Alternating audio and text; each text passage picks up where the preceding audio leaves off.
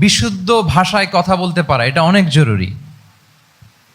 রাসূল সাল্লাল্লাহু আলাইহি ওয়াসাল্লাম অত্যন্ত বিশুদ্ধ আরবিতে কথা বলতেন, এবং বিশুদ্ধ আরবি জানাটা বা বিশুদ্ধ ভাষাটা এত জরুরি যে আল্লাহ তাআলা তার প্রিয় হাবিবকে এই বিশুদ্ধ ভাষা শেখানোর জন্য মায়ের বুকের দুধ খাওয়া থেকে বঞ্চিত রেখেছিলেন।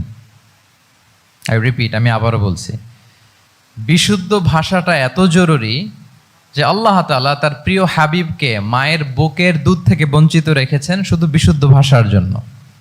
তিনি কিন্তু মায়ের বুকের দুধ খেতে পারেন নাই। হালিমাতু সাদিয়ার সাথে সেই বনু সাদ গোত্রে চলে গিয়েছেন, সেখানে ছিলেন। হালিমাতু সাদিয়া ওনাকে দুধ খাইয়েছেন।